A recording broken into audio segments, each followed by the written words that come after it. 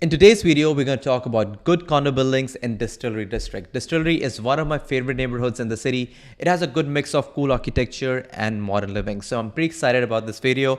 And this video is also a part of an ongoing series with Tom Story where we talk about good condo buildings in different neighborhoods all across the city. So if you get any value out of this content, please hit that like button and also please do subscribe to the channel. Now enjoy the video. Amrit, welcome back, and how are you? Doing well. How are you? I am doing good. Distillery was one that came up on our list a lot, and actually a lot in the comments as well. So I'm excited to review it today. I used to live like 5 minutes from this area. I used to go there all the time. So I got a lot of like personal little experiences that I'll share in today's video. But what's your general thoughts on Distillery District? Yeah, I think it's a special part of Toronto. It's known for its own Victoria style or Victoria era industrial style buildings, which gives a historic charm to it. Very vibrant, got great restaurants, bars, many good coffee shops. So it's pretty solid. And I think it's a pretty solid date spot too. So I like it. You're good. It's a good point. It's a solid date spot. Lots of fun stuff to do there. Okay, so we're going to break this down into 3 different categories. We're going to talk about the new buildings that are high rises. Okay, so we're going to start there. There's kind of 3 main ones. Then we're going to talk about the older low rise buildings. And then we're going to wrap things up by talking about what is being built right now and what is coming into the future with these new construction buildings. So let's get started, Amrit, with the ones that are already built. And actually, let's start with the first one, 33 Mill Street. That was a 2009 build. That was the first one when they were kind of redoing the area, all by the same developer. What's your thoughts on 33 Mill? It's a good building. The units, the layouts are okayish, not the best in my opinion. They do the job. You can find condos in that building selling for about like $900 to $950 per square foot, give or take. And location is amazing. You're just in the core of the distillery. As you said, there are not many condos in the distillery itself. There are about like 6 condo buildings. So this being over there, it gets a jackpot in terms of location, yes. And I think because it was the first one built of at least like the 3 towers that are there right now, and we'll get to the other 2, it's the one that is most west. And why that matters is because if you have the view in that building that's looking directly west back at the city and then, you know, south to the water, especially because what you're looking over before you get to like the downtown core is a bunch of low-rise housing, like townhouses, community housing, and low-rise condo buildings, and the park as well, right? The park, it's not going anywhere, so the view is protected for good. That view is one of my favorite in the city, kind of like looking back at the city from the East End. So I do think like units specifically in that building that have that view are really cool. And one thing we had talked about before we started recording is like, I call it the Titanic units. And what I mean by that is that they're like at the end of the ship, you know, like Titanic. Yeah. Those really kind of weird ones, but they still sell on like the point of the 33 Mill building. Yeah.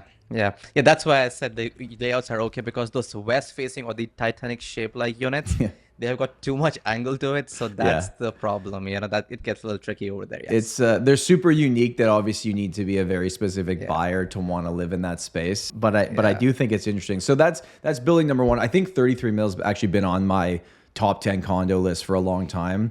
We've just had so many clients that have lived there, that currently live there.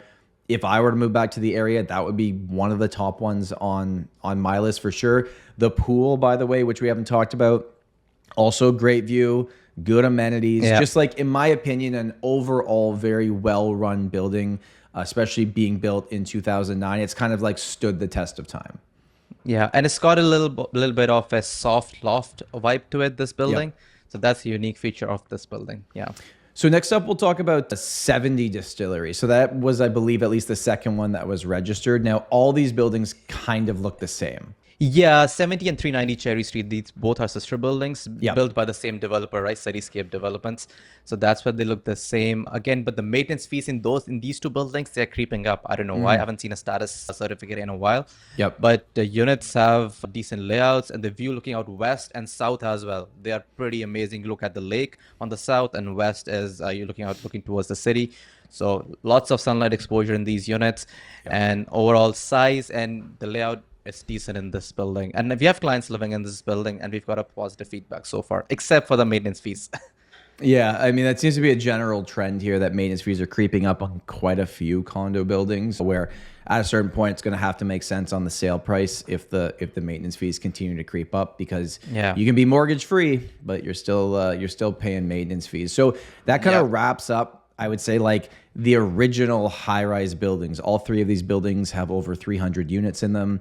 It's a decent mix of renters and owners. I don't know exactly what it is, but it's still very owner occupied, but obviously you got rental properties in there as well. So let's kind of wrap up like phase one of this video, part one of this video, and let's jump to part two. And we'll call this like the older low-rise buildings, in which you probably get bigger floor plans, you pay less per square foot, they're still located very well, but maybe the maintenance fees are higher, not higher per square foot necessarily, but just higher because they're bigger floor plans. So let's start with I think 70 Mill Street and 80 Mill Street. Those would be kind of the first two. Yeah, solid buildings. And you were speaking on maintenance fees. I think they are still reasonable in terms of the age of these buildings. So this goes to show these buildings were managed well.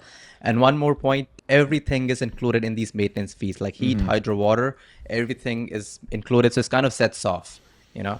So, and this building has decent layouts and size are bigger. So honestly, 80 Mill Street is one of my favorite buildings in the Distillery district because of what it offers in terms of price point and the reasonable maintenance fees and the size of the units. Yeah, and the location, obviously. We've represented quite a few buyers and sellers in those two specific buildings over the years. And it's kind of the same thing. It's just like you want bigger space. You want to pay less per square foot. You still want to be in the general area. These are good buildings that were both built just before, I believe, the year 2000, like late 90s, were when these 98, ones were 1998 when these were registered, which then takes us to the third one on like part two of this video, which is actually arguably, well, maybe not quite as old as these ones, but not too far off, is 39 Parliament. I feel like most people just don't even know this building exists. Yeah, because it kind of blends into Distillery. It's just on the parking lot, Green Pea parking lot. Yeah. So that's why. And it's not a high rise again. It's like 13, 14 floors. So again, that gives a kind of sense of community to in the building, within the building itself. And same for 80 and 70 Mill Street. It's not a super high rise. It's about like 15 floors, give or take. So which is good. Yeah, I mean, the lobby when you walk into 39 Parliament is not luxury, is not, like you don't walk in and feel like, wow, I'm in this, like, but it's serviceable. Location is literally the same as all the other ones.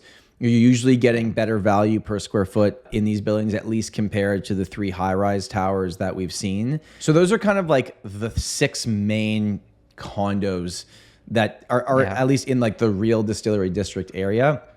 But we got 2 being constructed right now.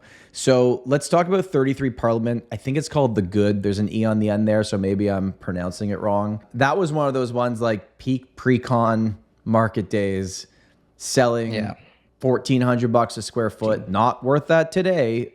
Eventually it will come back, but it's going to take some time.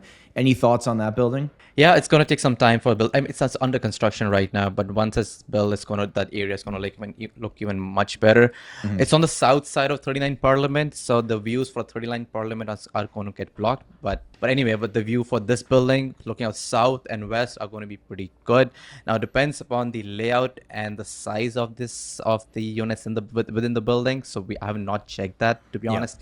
So once we get in and check and get the feel of the building, we'll be able to comment more on these buildings. Yeah. And then the other one that's under construction right now is the number 31 building, which is 31 Parliament. From the visuals I've seen online, it looks like it's going to be really nice. But again, like we normally refrain from really giving any opinions on buildings that aren't at least like completed and 5 years old on this channel, because you kind of have to allow it to mature and figure out if there's issues, how are they dealing with them.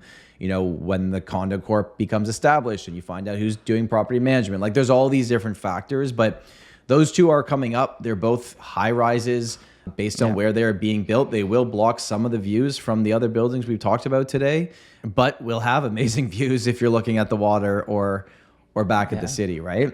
The only other thing I'd say about Distillery is like, you've got, it's a very like touristy spot, right? So just knowing that when you live there, a lot of people just visit for the day and come into the area. And, you've got like the Mill Street Brewery, you got El Catran's there. Clooney's a really good brunch spot. Pure Spirits, if you like seafood and things like that. you know, Balzac's Coffee's there. Like it's a great area to walk around. It's like, it's really nice, but it gets busy with not so much like locals to the neighborhood as much as like people just being tourists for the day. Yeah, especially during the Christmas market when they have a Christmas market, so it gets all packed and there's so much of traffic jam too. Yeah. So that's something I would consider. Final thought? Yeah, we forgot to mention or talk about the transit. So the transit over there, they don't have the best accessibility. They do have a streetcar loop and bus service. They don't have any subway station as of yet over. So that's one thing someone need to consider.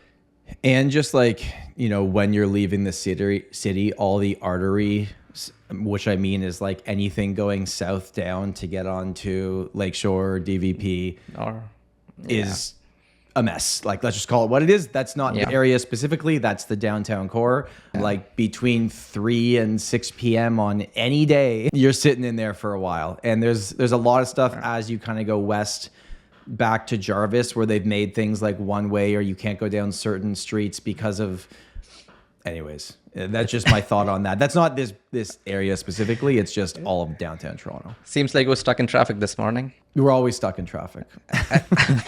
So if you were to buy a condo in Distillery District, what building you would target? 33 mil would be my... Okay.